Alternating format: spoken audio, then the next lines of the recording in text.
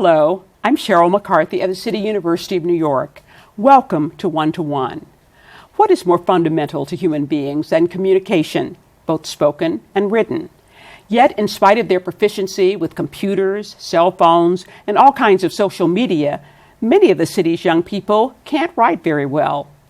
That's where Maya Nussbaum, founder and executive director of Girls Write Now, and her staff and volunteers come in. Girls Write Now is a nonprofit that serves high-need girls from New York City's public high schools. She started it in 1998 during her senior year at Columbia University. The organization matches high school girls with professional women writers, and with the help of their mentors and workshops, they learn that it's cool to be able to write down their thoughts in a clear and concise way. These girls may never write professionally themselves, but they gain confidence from knowing that their experiences, feelings, and intentions are understood. And writing well can open up a clear path to success in school and in life. Welcome. Thank you for having me. As I said, you started Girls Write Now 17 years ago when you were a senior at Columbia. Mm-hmm. Why and how? Yeah, well, we're going into our 18th season now. It's hard to believe. When I started it, working really hard with a whole group of other women writers, I was not much older than the girls that we serve now. I probably would never be accepted as a mentor into the organization as I was at that point. And for me, that time in my life was very fresh for me, around 9th or 10th grade, when girls start to get really creatively and intellectually awakened. And it was important to me to seize girls at that moment, expose them to a whole wide array of opportunities, to give them a role model, to help support them in the process, and to open up possibilities for them that they, might not have even imagined existed before. So were you an aspiring writer yourself as a college student? Yeah, I was writing, trying to get my voice out there, really scared about the prospect of doing that. And I looked to the other friends and writers around me to support me as a mentor as I was figuring it all out. Writers professors at Columbia or other student writers? Yeah, all different kinds of writers, poets, playwrights, novelists, screenwriters. It's easy to find a community of writers in New York, and I sought them out, and part of the concept of Girls Write Now was to bring them together and to actually break down the myth of the isolated writer, that you really need a community, that it's a communal enterprise to write and to put forth your message to the world. And at what point did you start bringing in high school girls? Right away, that was part of the initial concept, matching high school girls with women professional writers as their personal mentors. So we reached out to high schools across all 5 boroughs of New York City, and we worked closely with English teachers, and guidance counselors, and principals who helped us identify girls that they thought would be best served by a program like ours. And the model was quite simple at the start, having them work together in an intensive one-to-one relationship and building a community around them where mentors and mentees meet as a group once a month, working on writing-related exercises that sort of serve as a launching pad for their pair sessions between. Now, I was once a big sister in the, the Big Sisters of New York program. Is it sort of like that, sort of a one-to-one kind of thing, that you pair them up, high school girl, writer? Yeah. We are a mentoring program, so we share some of those elements. But what's different about Girls Write Now is that we focus on writing, and that the mentors are selected because of their expertise in a wide range of writing and now digital media professions. And they're there to pass on their craft. So the program is very rigorous, very focused, and also it's designed to be customized for a wide range of skill levels. So the girls come in starting in ninth grade, working their way throughout high school, and some of these girls are non-native speakers. We have about 20 to 30% immigrants. These girls are from high schools where their teachers don't have the time and the space to necessarily be giving them lessons in grammar, much less allowing them to explore creatively across genres. And we want to create a space where they can explore what they're excited about, but also explore new areas. And with the work of their mentor, really gear it to their own skill levels and needs. So how many girls go through your program in the course of a year? In the course of a year, we have around 100 girls that we match with 100 mentors in our flagship writing and mentoring program and our digital media mentoring program. Okay. And this is a program that follows the school year from September to June. Yes, pretty much. We do some supplementary summer programming with a focus on college essay writing. Now, would a mentee meet with her mentor once a week? Mm-hmm. How often are these activities? Yeah, they meet once a week, oftentimes at our headquarters in Midtown Manhattan. Where are you located? We're on 37th, right off of 8th Avenue. Okay. So we're deliberately in a central location where girls from all 5 boroughs can gather, and mentors too. So oftentimes they'll meet at our headquarters, but they'll also meet at coffee shops, libraries, things like that. And what do they do in this weekly session? So in many ways, the backbone of the program is our monthly genre-based workshops, and those sort of are a launching pad for the pair sessions. So they emerge from workshops on memoir writing, poetry, fiction, journalism, with drafts for their portfolio, a whole lesson plan with lots of exercises they've started, oftentimes sort of a glossary of terms, lots of great literature, free books from Craft Talk authors. So all of that gets filtered into their pair sessions. And then the mentors will kind of guide the editing of their work from there. Okay. Now, where do you tell me about the writers. Where do they come from, and who are they?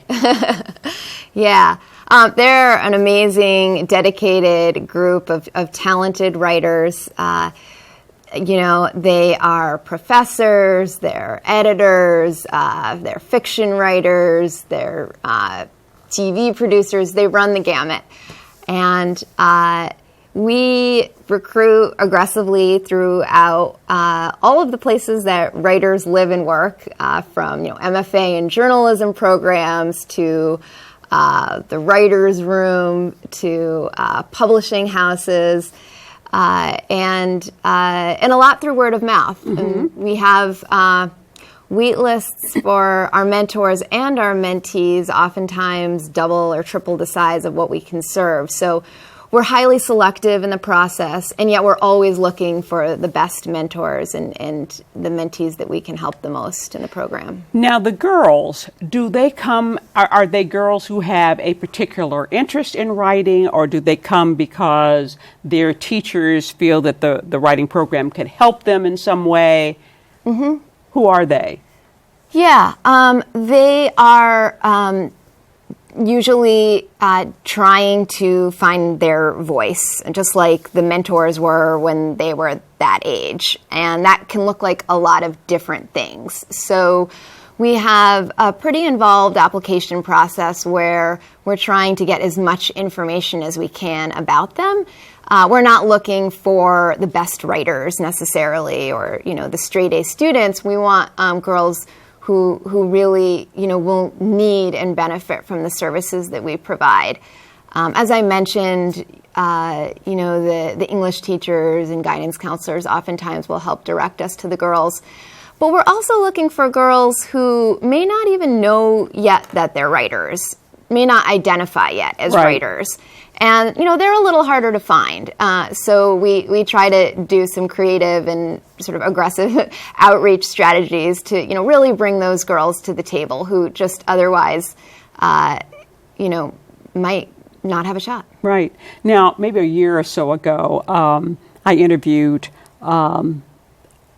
one of the editors from Youth Communication, which is also a program for high school students in New York, and brings them in to work on pieces I think they have several magazines and newspapers. How are you? Are you very much like them? How are you different, or are you very different from them? Obviously, yours is just for girls, and theirs is co-ed. Yeah, well, I think where we're aligned is that a big part of our mission is trying to get girls' voices out there in the world. So, as I mentioned, the girls, they're meeting weekly with their mentors. They're meeting with the group to write. And then what happens during the course of the year is that they're developing multi-genre, what we call developmental portfolios. And they're taking the best pieces from there, and they're developing and polishing them and turning them into final products that get selected to be read at our acclaimed reading series called Chapters, or to be published in our annual anthology, and also to be published more widely. Every place from our own website to this year, our girls got their original work published in Newsweek, Elle India. Really? They read at the United Nations.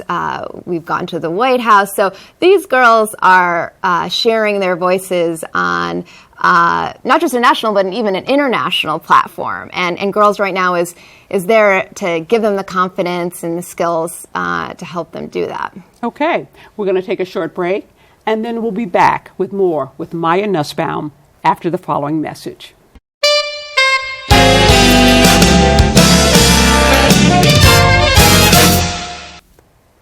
Hello, I'm Sheryl McCarthy at the City University of New York, and I'm talking with Maya Nussbaum, the founder and executive director of Girls Right Now.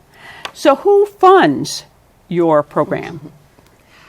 We have a wide portfolio of funders, primarily foundations and corporations. We get funding at the government level from the National Endowment of the Arts to New York State Council on the Arts.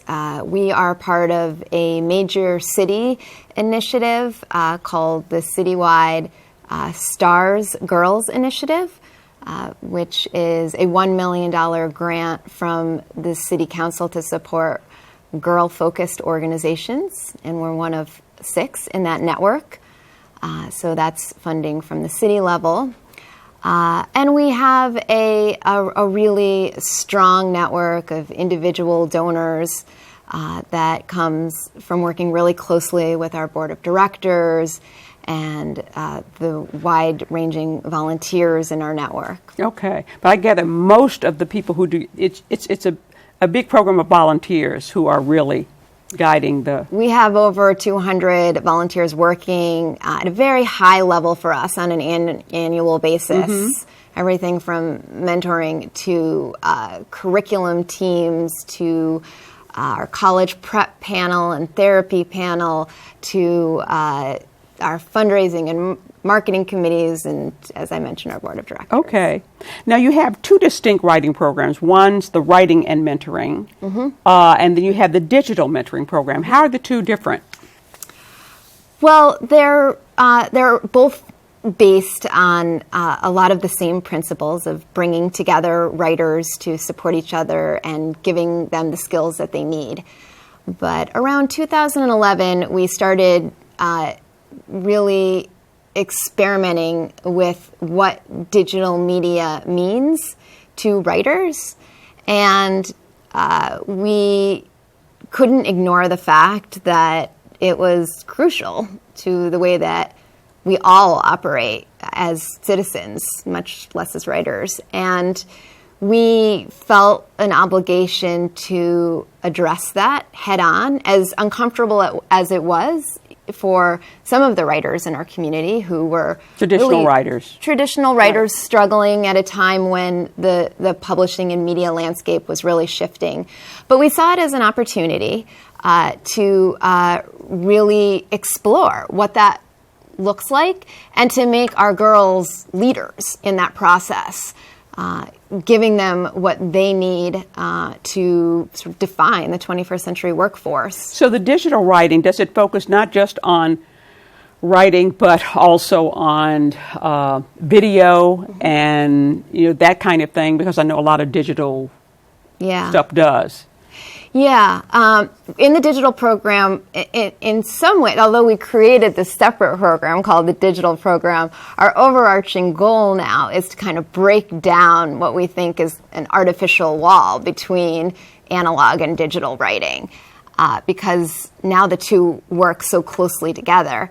So for us, animation, video, photo, interactive narrative game design, they're all intimately connected to writing. And those are some of the things that they explore. Yeah. Now, I know in your writing and mentoring program, some of the genres are poetry, fiction, memoir, journalism, screen, and playwriting.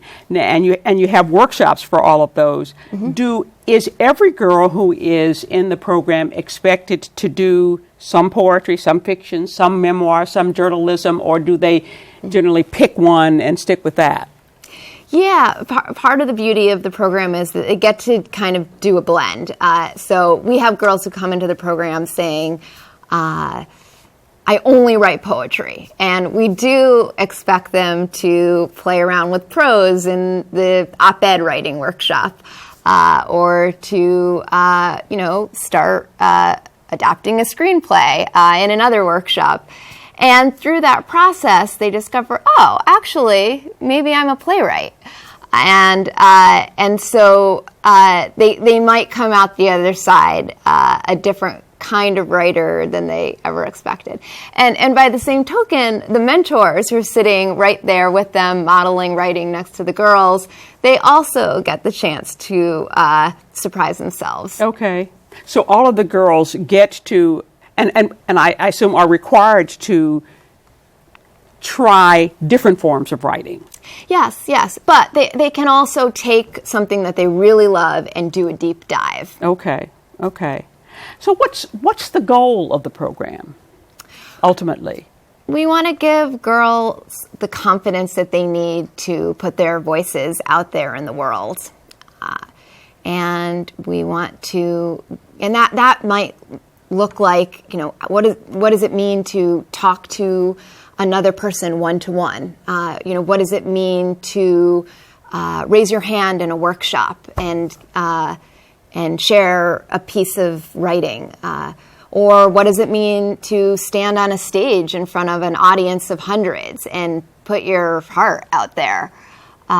We want to support them in all of those areas. We also want to give them a track to succeed in college and beyond. So 100% of the seniors in our program graduate high school and go on to college.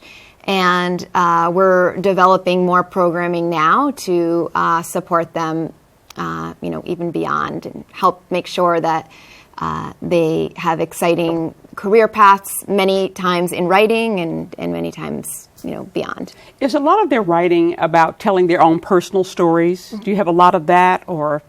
We do. I mean, it's a natural place to start, and some of them haven't ever been asked to do that. So it can be almost a therapeutic process to get the opportunity to learn about themselves and then to have other people learn about them as well. What kind of skills levels are we talking about with the girls coming into your program?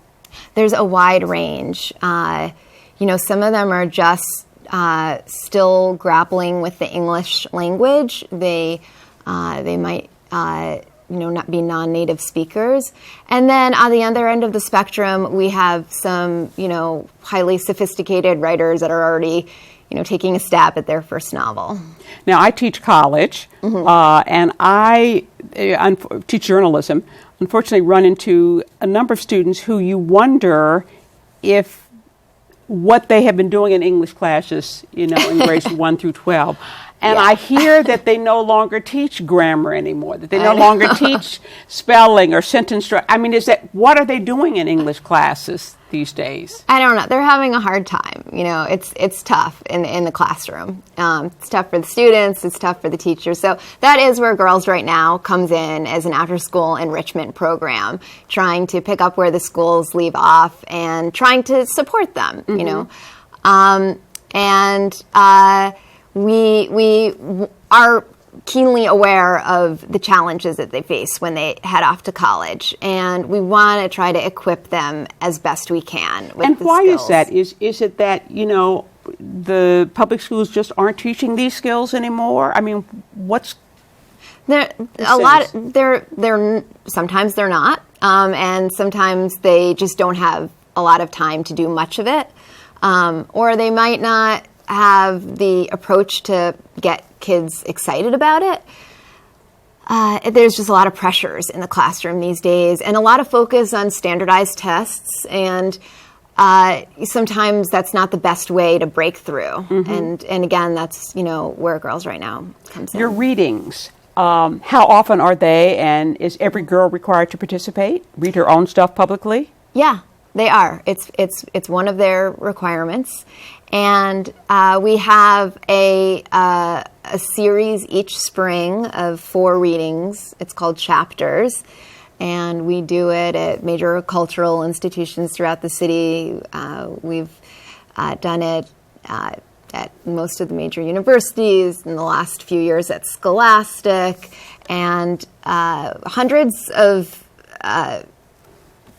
readers and writers and people throughout the community gather to hear our girls share their work. We also bring keynote speakers to speak to the girls about their own writing careers, exciting work that they've done.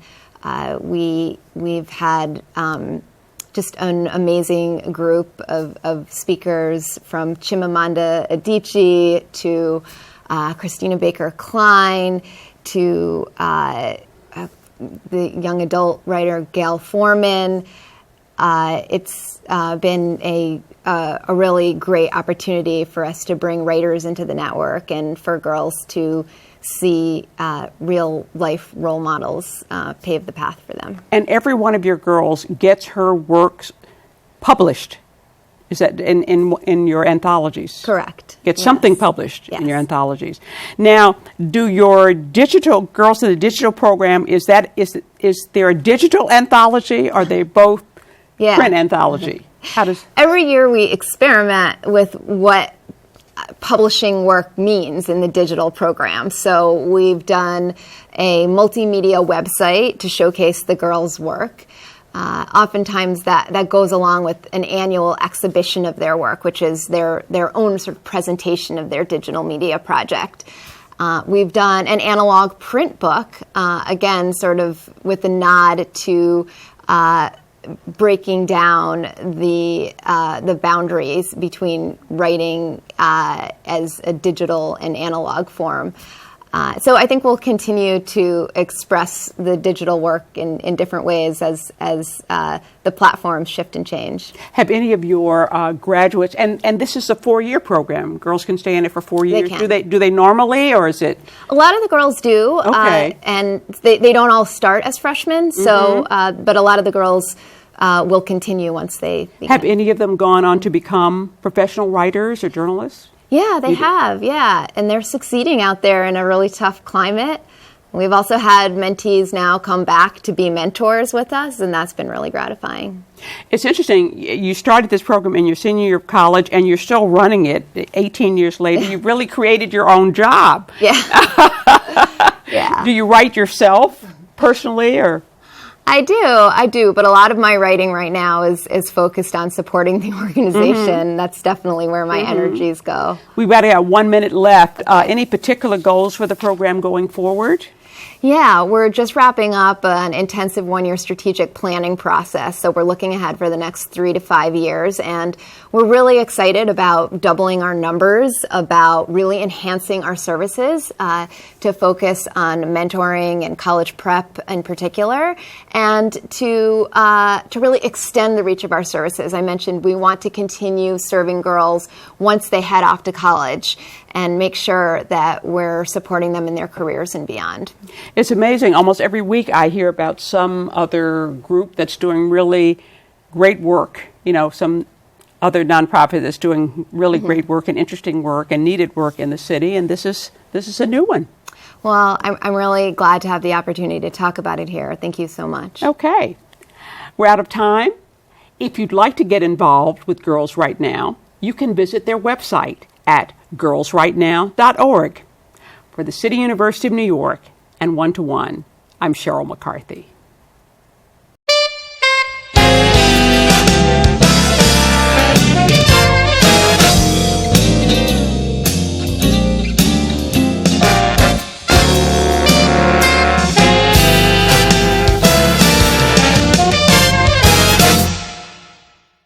If there are any people you'd like to hear from or topics you'd like us to explore, please let us know. You can write to me at CUNY TV, 365 Fifth Avenue, New York, New York, 10016, or you can go to the website at cuny.tv and click on Contact Us. I look forward to hearing from you.